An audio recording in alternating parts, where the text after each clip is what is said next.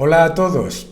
Mucho se habla sobre la invasión de Ucrania y las compras de gas y de petróleo por parte de la Unión Europea que en cierta manera financian la guerra de Putin. La invasión de Ucrania es una cuestión geopolítica muy compleja y desde luego hay toda una serie de elementos cruzados en cuanto a la compra y venta de materias primas. Pero hay algo que no se suele decir en los medios de comunicación y es que Rusia financia a Ucrania. Rusia envía gas vía Ucrania al resto de la Unión Europea y le paga alrededor de 7.000 millones de dólares en un contrato a 5 años, más otros 2.000 millones de dólares en los acuerdos que llegaron en el año 2019 para poder utilizar los gasoductos que pasan por Ucrania, el peaje que paga. Eso es muy importante entenderlo. ¿Por qué? Porque Rusia continúa pagando ese peaje a Ucrania y además lo hace en dólares. Y además, es extremadamente importante entender que es una de las fuentes fundamentales de Ucrania en mantener una cierta actividad económica en este entorno. No podemos olvidar muchas veces que hablamos del embargo de gas, petróleo o carbón a Rusia y la Unión Europea no puede olvidar algo que von der Leyen ha dicho bien, aunque suene raro, ¿no? Que es el hecho de que el embargo se tiene que hacer con un análisis muy detallado, no vaya a ser que el embargo termine beneficiando a Putin, ¿vale? ¿Y por qué? Porque imaginaos, la Unión Europea lleva a cabo un embargo total de petróleo a Rusia. ¿Qué es lo que pasa entonces? Que el precio internacional del petróleo sube y con esa subida del precio internacional, Rusia vende el mismo petróleo a Asia, a China, a la India, a otros países, etcétera, a un mayor precio, generando un mayor beneficio para el país. Es que no podemos hablar de embargo cuando se mantiene una actividad comercial no solamente muy fuerte, sino creciente con Asia por parte de Rusia. Y la Unión Europea debe analizar de manera quirúrgica esas decisiones de sanciones, embargo, para que no sean algo que termine siendo una solución peor que el titular que genera. Es importante también entender que la posición de la Unión Europea, que se vende muchas veces en los medios de comunicación como de extrema debilidad, no lo es tanto. Para empezar, los almacenamientos de gas de Rusia están a máximos históricos. ¿Qué significa eso? Que no tiene mucha capacidad de mover ese gas y venderlo a otros sitios. Y que la idea de que Rusia va a cortar el flujo de gas a unos países, que es correcta, también tiene importantes efectos negativos para su empresa gasista Gazprom, ¿vale? Es verdad que la Unión Europea importa unos 150 BCM de gas de Rusia, ¿cierto? Y que importa también unas 4 millones, más o menos. El total de las exportaciones de Rusia de petróleo son unos 4 millones de barriles al día, y de los cuales la gran mayoría van a la Unión Europea. No podemos olvidar que no es tan sencillo pasar de venderle a la Unión Europea a venderle a cualquier otro. Es relativamente fácil mitigar el impacto, pero no es sencillo cambiar todo el proceso. Por lo tanto, la situación de las dos partes comerciales no es tanto de dependencia como de codependencia. Es verdad que la Unión Europea ha tenido amenazas de corte de gas, pero no podemos olvidar el momento en el que se han hecho esas amenazas. Ojo, está hecho en un momento en el que los inventarios están a niveles aceptables y además en el que la temperatura es relativamente buena y por lo tanto la demanda para calefacción, etcétera, es menor.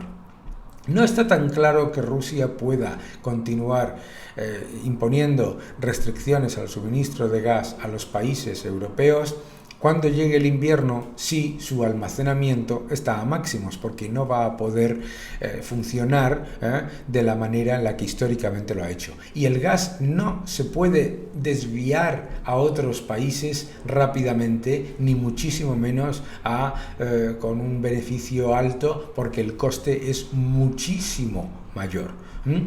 No olvidemos, por lo tanto, muchos factores que hemos comentado en este vídeo. El primero: es verdad que la Unión Europea paga una enorme cantidad de dinero a Rusia por el gas, por el petróleo y por el carbón. Cierto, también es verdad que Rusia paga una enorme cantidad de dinero a Ucrania por el tránsito del peaje y la utilización de los gasoductos que pasan por Ucrania. Por lo tanto, hay una cofinanciación en todo este entorno muy complicada. Segunda, que no existe el embargo a Rusia mientras China, la India, el resto de los países asiáticos, los países emergentes, etcétera, continúen comprando las materias primas que produce Rusia en las cantidades que pueden. Claramente, el superávit comercial de Rusia ha alcanzado máximos históricos, entre otras cosas, por eso. Pero no podemos caer en el error de creer la propaganda que llega desde Rusia de que no hay ningún impacto en la economía. La economía rusa está sufriendo severamente. Las estimaciones de caída del Producto Interior Bruto son muy elevadas, entre 11 y hasta 30%, dependiendo de algunas estimaciones. El hecho propio de que Rusia haya dejado de dar datos oficiales muestra que los datos no son positivos.